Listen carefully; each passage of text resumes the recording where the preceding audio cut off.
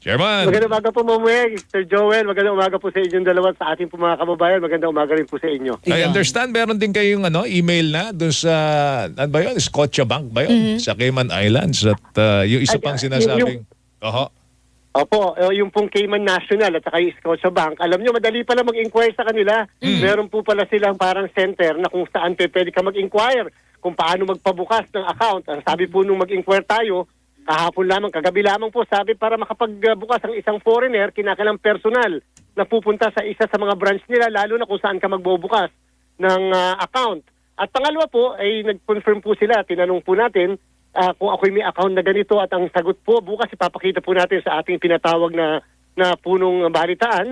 Na sabi po, sabi po, wala pong account ikaw dito, hindi ka, walang account na ganyan, at walang account sa pangalan mo. So yan po mismo yung sinabi po nila sa kanilang customer service hotline. Meron po pala silang ganon na napakabilis mag-inquire. Kaya po at least napatunayan na natin na talaga po wala akong account sa dalawang bangkong yan sa Cayman. At para lang po sa kaalaman po ninyo dalawa, Sir Ma'am Weng at Sir Joel, yung pong dalawang accounts na to, lumalabas mga bagong accounts po ito. Hindi po ito kasama doon sa inakusang unang 49 bank account sa akin.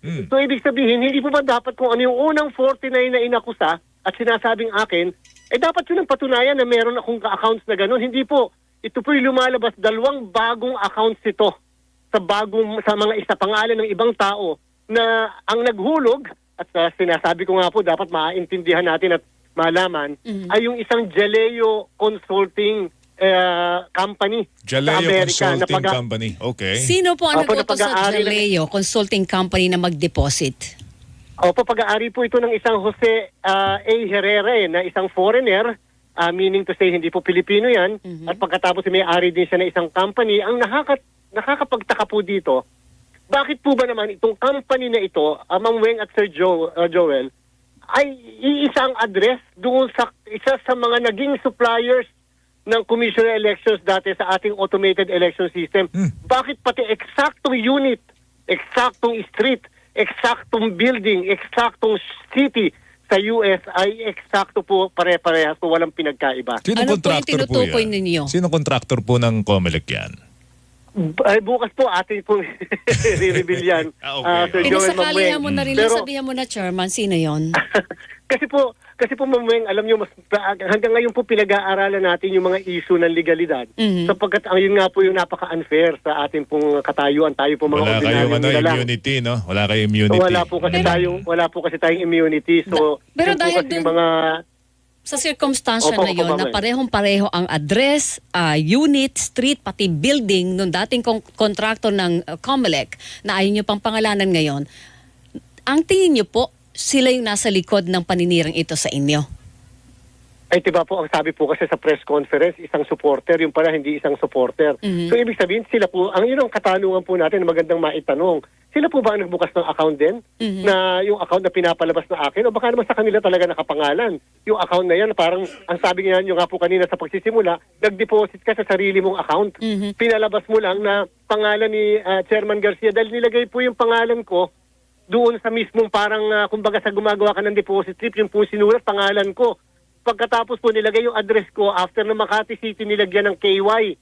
Yung po pala, ang ibig sabihin ng KY, Ma'am Weng at Sir Joel, Kentucky, USA. Kinakailangan may ilalagay kang state para palabasin na yung nagde-deposito at dinedepositohan ay isang national ng Amerika o citizen ng Amerika. So pinalabas po yung Makati City nasa Kentucky, USA. Labo at pagkatapos po, doon sa papel na pinakita doon sa press con, hindi po kasi nila nalinis Yung naipakita, binigyan po ako ng social security number.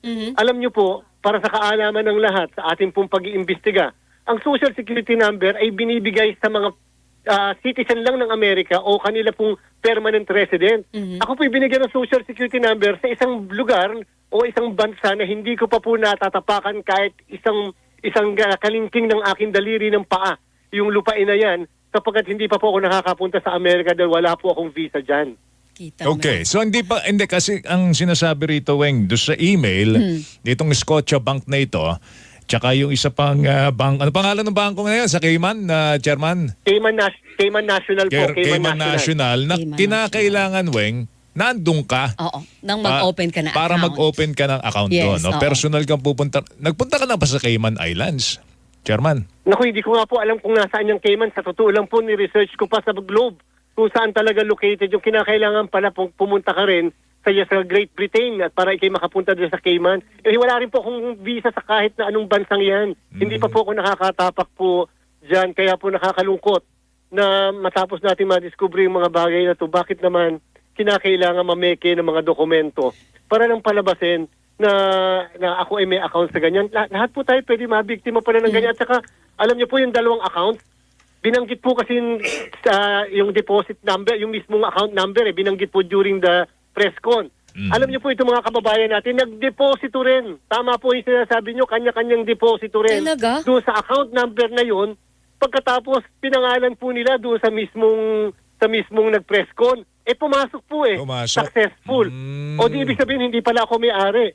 Yung palang may-ari, yung palang mismong pangalan na pinasok, na pumayag at successful yung transmission ng pondo. So, ibig sabihin po, tama Pero po yung binanggit hindi po ni Ma'am Weng nangangahulugan kanina. na kay Rodante Marcoleta yung account. Hindi rin po nangangahulugan na Importante kasi, ganyan. Weng, Oo, yung kaya account number lang, Yes. di ba? Yan lang no? So Opo. sa ngayon, wala pa tayong solidong informasyon, Chairman, kung kanino talaga yung account. Tama po kayo, Ma'am Weng, dahil napakahirap po naman pong alamin, hindi naman po bibigay sa inyo ng bangko at i-confirm kung kaninong account yon. Yung po yung problema talaga sa foreign account, sa offshore. Kaya nga, Samantalang nung ako po'y akusahan, Ma'am Weng, ng 6 na local banks, meron daw po ako, sinama po nung isang dating kongresista, Yes. may kasamang local banks. Kaagad po ako nakakuha ng sertifikasyon sa 6 na bangko na yan at sinasabi, ang lahat ng accounts, wala kang account dito sa amin. Yun po yung nasabi kaagad ng mga local bank. pero dito sa Scotia at saka dito sa Cayman National Bank, nakahingi na po kayo ng official certification, Chairman, na wala kayong account doon sa kanilang bangko? Meron na po kaagad silang na-issue sapagkat pwede po palang sa customer service nila, pwede ka mag-inquire. Pwede ka mag-inquire, meron ba akong account dyan at sasagutin kayo. At yung po ipapakita natin bukas, sinagot po ako mismo na wala akong account at wala ang pangalang ganun sa kanila pong system, sa kanilang bangko. Curious na ako, Chairman, magkano ang laman ng dalawang account na sinasabing sa inyo pero mayroon na certification na hindi inyo? Hindi ko po alam. Wala po namang sasabihin siyempre dyan dahil hindi po Wala, akin wala, yun. oo. Hindi lang, ang certification lang hindi inyo. Wala kayong account sa kanila. Opo, Ma'am Weng, at alam niyo po yung naipresenta during the press conference, yung po yung isang bank record. Opo. Tanungin ko po kayong dalawa at sa ating po mga kababayan na may mga bangko. Sino po ba nakakakuha ng bank record? Hindi po ba yung depositor lang Totoo ang yun. nakakakuha? Bakit po naipresenta yung bank record doon po sa Finest man meets our finest fragrance. Axe Fine Fragrance Collection. Upgraded freshness. Long lasting. Crafted by world-renowned perfumers. Smells finer than naipresenta yung bank record doon po sa mismong press conference. So, yan po yung mga sinasabi ko po na bakit biglang na-abandon yung 39 accounts? Bakit ba 49? Bakit nawala yung 49? Doon pa po may akusasyon sa akin tungkol sa properties daw po sa iba't ibang bansa katulad sa Amerika na hindi ko pa napupuntahan. Bakit po biglang during the press con nawala yung mga ganong klaseng akusasyon? Dahil po ba sa napapatunayan din natin na mga peke lahat? Yung mga yun, in fact po, yung mga kasamahan natin sa COMELEC na nag-voters education sa Hong Kong, pinuntahan po nila yung po mismong sinasabing property ko sa Hong Kong. Sinabi nung doon po walang ganong property na nag-i-exist. Sa Singapore po, nung isang araw lang nandun din po sila. Pinuntahan po nila. Sinabi rin po doon na wala pong ganong klaseng property doon po sa area na yun sa Singapore. Okay, ano po ang next move ninyo ngayon na meron na kayong ganyan na mga patunay na mali yung lahat ng accusation sa inyo, Chairman? Patuloy pa rin po yung aking pong panawagan na sana po panumpaan naman yung pong ating yung pong mga individual accounts na binabato sa akin na akin daw po. Number 1 po. Number 2, sana naman po ay maliban sa panunumpaan ay sana po merong waiver ng immunity rin para naman po pantay-pantay naman po rin tayo dito sa ating bansa. Hindi naman po porket ikaw ay nakayayaman o mahirap, may kapangyarihan o wala, ay medyo mas nakakagulang ka dun sa iba. Sana po pantay-pantay lang. At sana po pangatlo naman, kung sakasakali naman ay itigil na yung mga pamimeke po ng mga dokumento, ako po'y pupunta rin sa USDOJ. May sulat na po akong nakahanda. Kahit indirect na communication sapagkat ito po'y violation ng banking system of banking law ng Amerika. Bank fraud po ito dahil pinalabas po yung New York Bank na account ay akin. Tapos pinalabas na yun ng pangalan at pero iba yung tunay na account number pero pangalan ko ang nilagay at isipin niyo po nagbigay ng social security number. Kapit-kapit na fraud po yan at dyan po galit ang Amerika sa ganyan. Lalo-lalo na meron po ditong violation ng aking pong sa aking pong data, yung aking pong data privacy. Yes. Isipin niyo ilagay mo yung pangalan, yung aking address, although nilagyan mo ng Kentucky, yun po ay violation ng data privacy at again, bank fraud po yan. Kaya po tayo nadudulog sa kanila. Pero Okay. dahil nga may sinasabi ninyo na hindi nyo pwedeng habuling legal si Congressman Marcoleta dahil nga may immunity dahil in session ng Congress. Sa Ethics Committee, wala kayo pong plano na mag-file ng anumang klase ng reklamo, Chairman? Ganung ito po ay meron na rin po tayong liham muli sa National Bureau of Investigation.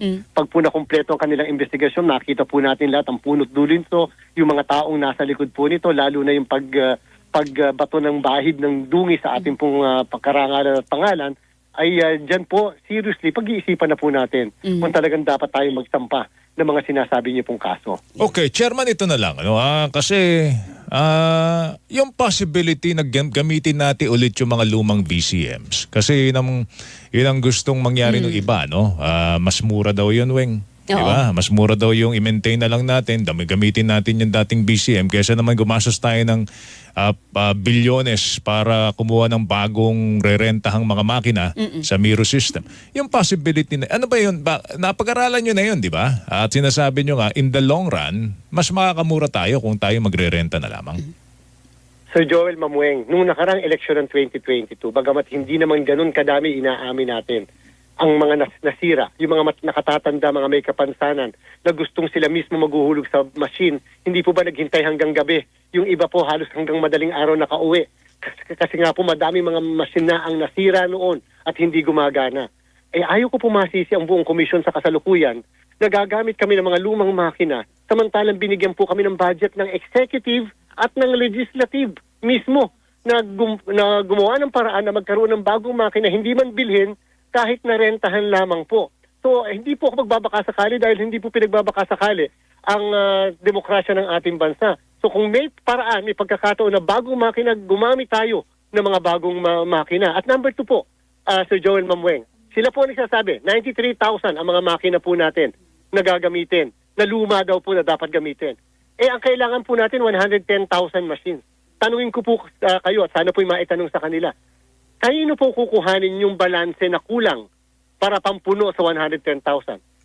Pangalawa pong tanong doon, pwede po bang kuhanin yun sa isang kumpanya? Pwede po bang kuhanin yun sa isang kumpanya na iba ang sistema doon sa sistema ng kumpanya na mismong nagbenta sa atin ng mga lumang makina na yan? Hindi po ba may procurement pa rin na mangyayari ang COMELEC patungkol doon sa natitira na kulang? Tanong, mayroon pa ba tayong panahon para mag-enter pa muli sa mga bagong procurement? Pero Okay. hindi talagang from the very beginning na tayo nagprepara o naghanda tayo para sa 2025 elections and para sa 2028 elections, Chairman. Talagang hindi na natin kinonsider pa yung paggamit ng mga lumang VCM. Ang talaga naging trajectory natin ay kailangan natin ng bagong makina na magbibigay sa atin ng katiwa-tiwalang election results. Tama po, Ma'am Dueng, sapagkat gumawa ng terms of reference na kung saan yung mga wishlist natin, yung mga bagong features na makina, base sa bagong teknolohiya ay sinama po natin. Alam nga naman pong iPhone 10 pa ang ginagamit mo, meron ng iPhone 15. Alam nga naman pong may makabago ng mga teknolohiya, doon ka pa rin sa luma.